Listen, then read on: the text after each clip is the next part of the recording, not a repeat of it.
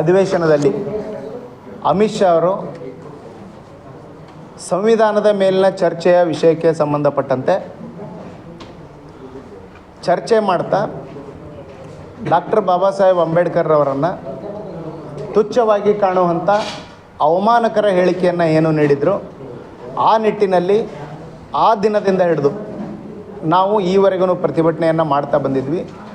ಅವರ ಒಂದು ಸಚಿವ ಸಂಪುಟದಿಂದ ವಜಾ ಮಾಡುವಂಥದ್ದಾಗಿರ್ಬೋದು, ಅವರು ಕ್ಷಮಾಪಣೆ ಕೇಳುವಂಥದ್ದಾಗಿರ್ಬೋದು, ಸಾರ್ವಜನಿಕ ಜೀವನದಿಂದ ಹೊರಗೆ ಹೋಗುವಂಥದ್ದಾಗಿರ್ಬೋದು, ಯಾವುದು ವಿಷಯಕ್ಕೆ ಸಂಬಂಧಪಟ್ಟಂತೆ ಈವರೆಗೆ ಅವರು ತಮ್ಮ ತೀರ್ಮಾನವನ್ನು ಪ್ರಕಟಿಸದೆ ದಬ್ಬಾಳಿಕೆ ನೀತಿಯನ್ನು ಏನು ಅನುಸರಿಸ್ತಾ ಇದ್ದಾರೆ, ಅವರ ವಜಾಕ್ಕಾಗ್ರಹಿಸಿ ಬರುವ ದಿನಾಂಕ 9/1/2025 ಗುರುವಾರ ಬೆಳಗ್ಗೆ 6 ಗಂಟೆಯಿಂದ ಸಂಜೆ 6 ಗಂಟೆವರೆಗೆ ಹುಬ್ಬಳ್ಳಿ ಧಾರವಾಡ ಅವಳಿ ನಗರವನ್ನು ಪರಿಶಿಷ್ಟ ಜಾತಿ, ಪರಿಶಿಷ್ಟ ಪಂಗಡ, ಹಿಂದುಳಿದ ವರ್ಗ, ಅಲ್ಪಸಂಖ್ಯಾತರ ಐಕ್ಯತಾ ವೇದಿಕೆ ಆಗಿರುವಂಥ ಸಂವಿಧಾನ ಶಿಲ್ಪಿ ಡಾಕ್ಟರ್ ಬಾಬಾ ಸಾಹೇಬ್ ಅಂಬೇಡ್ಕರ್ ಅವರ ಅಭಿಮಾನಿ ಅನುಯಾಯಿಗಳ ಒಂದು ಬಳಗದ ಮೂಲಕ ನಾವು ಈ ಬಂದ್ ಕರೆಯನ್ನು ಕೊಟ್ಟಿದ್ದೇವೆ.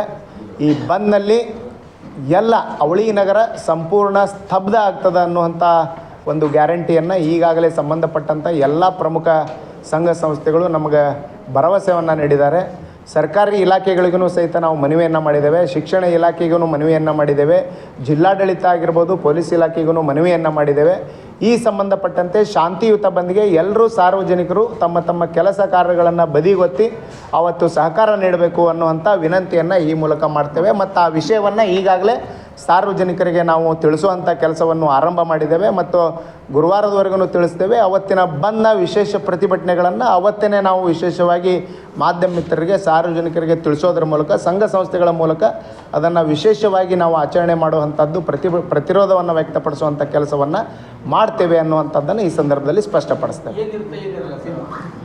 ಅವತ್ತು ಹಾಲಿನ ವಾಹನ ಇರ್ತದೆ, ಆಸ್ಪತ್ರೆ ಇರ್ತದೆ, ಜೊತೆಗೆ ಏನು ನಮ್ಮ ಆಂಬುಲೆನ್ಸ್ ಇರ್ತದೆ, ಮೆಡಿಕಲ್ ಶಾಪ್ ಇರ್ತವೆ. ಇವನ್ನು ಹೊರತುಪಡಿಸಿ ಮತ್ತೆ ಯಾರಿಗಾರ ರಿಯಾಯಿತಿ ಇತ್ತಂತಾರೆ ಮಾಧ್ಯಮ ಮಿತ್ರರಿಗೆ, ಮಾಧ್ಯಮದ ವಾಹನಗಳಿಗಿರ್ತದೆ. ಬಿಟ್ಟರೆ ಮತ್ತೆ ಯಾವುದೇ ವಾಹನ ಸಂಚಾರಕ್ಕಾಗಿರ್ಬೋದು, ಮತ್ತೊಂದಕ್ಕಾಗಿರ್ಬೋದು ಅವಕಾಶ ಇರುವುದಿಲ್ಲ ಅನ್ನುವಂಥದ್ದನ್ನು ನಾವು ಈಗಾಗಲೇ ಸ್ಪಷ್ಟಪಡಿಸಿದ್ದೀವಿ. Thank you.